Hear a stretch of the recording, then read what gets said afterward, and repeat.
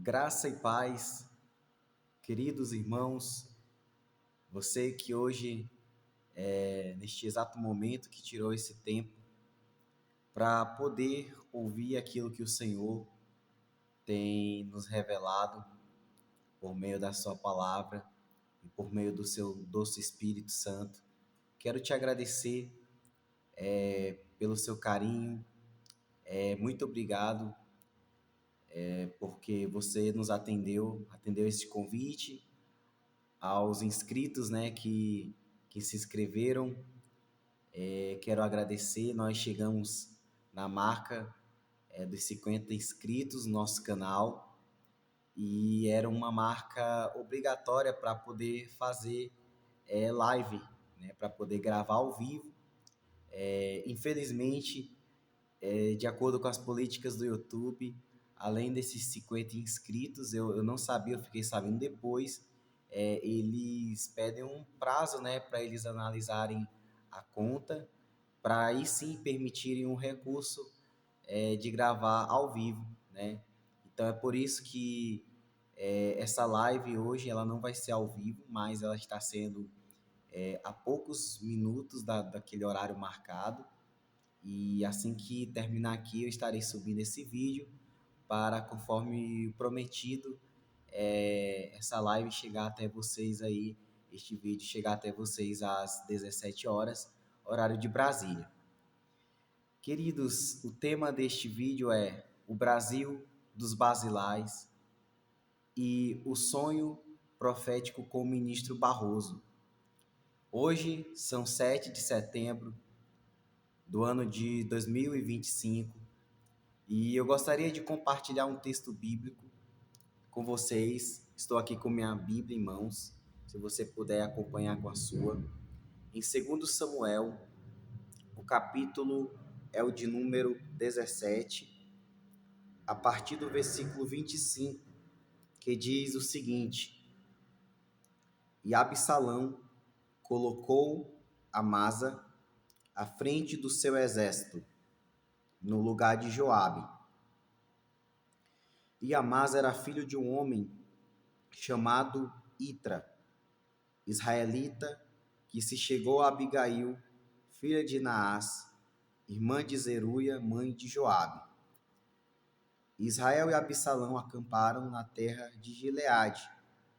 E aconteceu que quando Davi chegou a Manaim, Sobe, filho de Naás, de Ramá, dos filhos de Amon, e Maquir, filho de Amiel, de Lodebar, e Barzilai, o Gileadita de Rogelim, trouxeram para Davi camas, bacias, vasilhas de barro, trigo, cevada, flor de farinha, grão tostado, favas, lentilhas, torradas.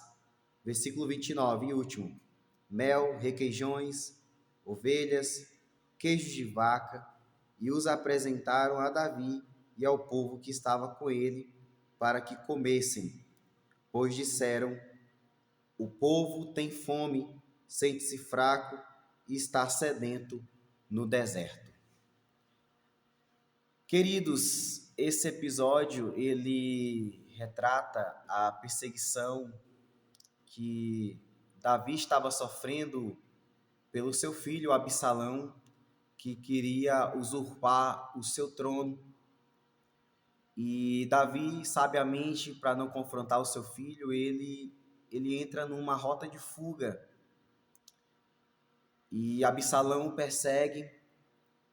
E com Davi estava um numeroso exército de muitos homens valentes, mas que estavam naquele momento refém da fome, refém do cansaço, da sede. E a Bíblia nos diz que Deus levantou alguns homens para ajudar Davi durante esta perseguição. E esses homens trouxeram utensílios, trouxeram animais, mantimentos, diversas comidas para sustentar Davi e o seu exército naquele deserto. E isso retrata bem o contexto mundial que estamos vivendo, pois nós estamos observando que o mundo vai passar por um grande deserto, que muitas tribulações, né, estão se aproximando, muitas provações, mas o interessante de tudo isso que o Espírito traz à tona é que mesmo em meio ao deserto, o Senhor ele preparará um banquete para o seu povo. O Senhor ele preparará um banquete para a sua igreja, assim como foi preparado este banquete para Davi no deserto. Vai acontecer um banquete para você em meio ao deserto. E dentre esses homens havia um chamado Barzilai.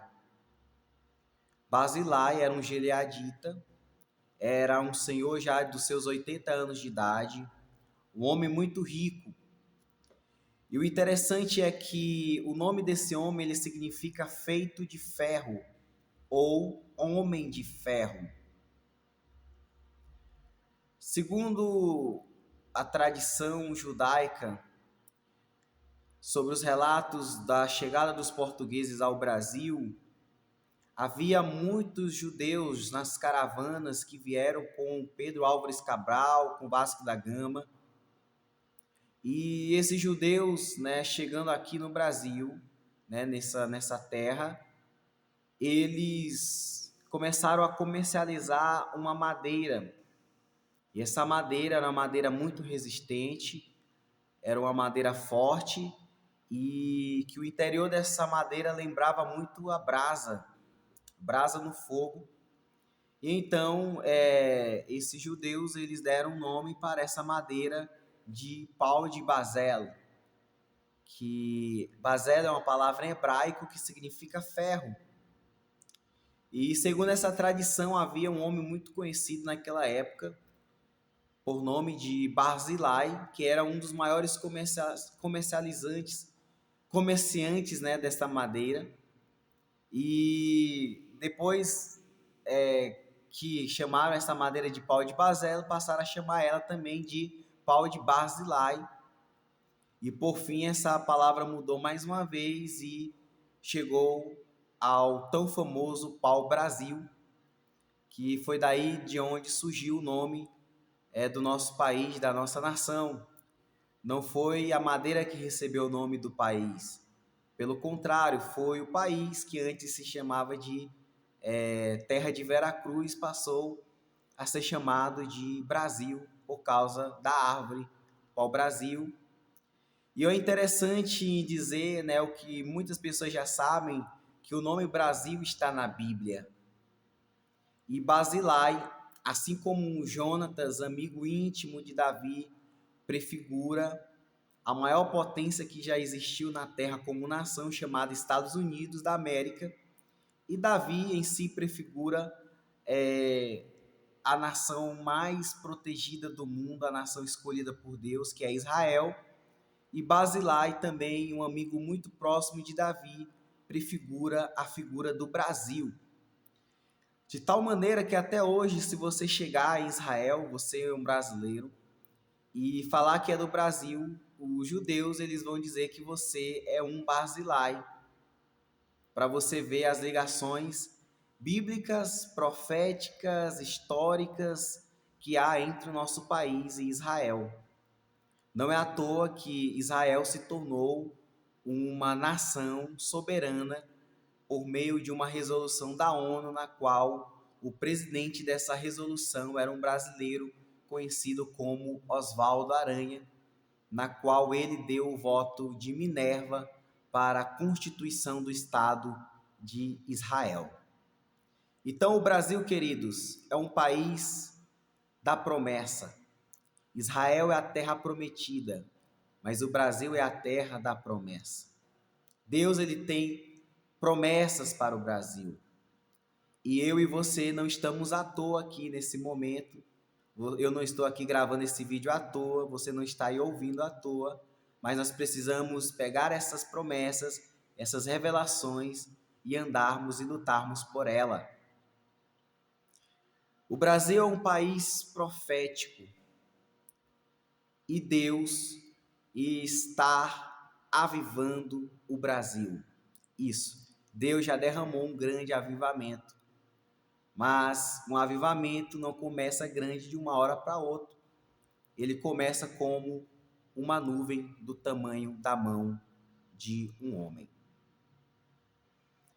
E para concluir, eu não quero que esse vídeo seja longo. Eu quero compartilhar diante de tudo aquilo que nós estamos vivendo no cenário espiritual, social e no cenário político da nossa nação, aonde temos travado uma grande batalha no mundo espiritual. O Senhor, no dia 3 de agosto deste ano, me deu um sonho, onde eu estava orando pelo Brasil, e aonde nesse dia aconteceu uma grande manifestação do povo brasileiro em todo o território nacional. E eu lembro que eu acordei naquela manhã com um sonho, aonde naquele sonho eu estava de frente com o ministro Luiz Barroso, e nós estávamos no sofá, ele no outro, e nós conversávamos, como se a gente já se conhecesse há algum tempo. E algo que me chamou a atenção naquele sonho é que eu olhei para o ministro Barroso e eu vi ele muito quebrantado. E aí a gente não estava simplesmente tendo uma conversa comum, mas nós estávamos falando sobre Jesus, estávamos conversando sobre Cristo, e ele estava falando de Jesus para mim. E ali em dado momento, porque naquela conversa até então só ele estava conversando, eu estava só ouvindo, ele perguntou pela uma pessoa, um tio, e perguntou: e fulano, como é que ele está? Como se ele me conhecesse a minha família. E aí eu acordei.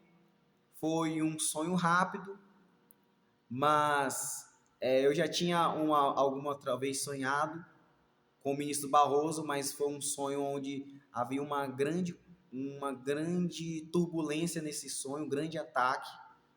E esse foi o segundo sonho que eu tive com o ministro Barroso.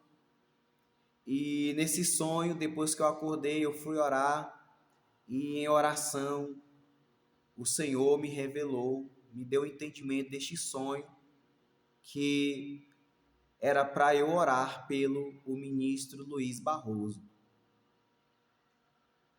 Queridos, nós estamos em uma batalha espiritual, mas eu quero dizer para a igreja do Senhor, a igreja brasileira, que a nossa luta não é contra homens, a nossa luta não é contra a carne, não é contra o sangue, mas é contra os principados e potestades, contra os dominadores, contra as hortes espirituais da maldade do mundo tenebroso nas regiões celestiais.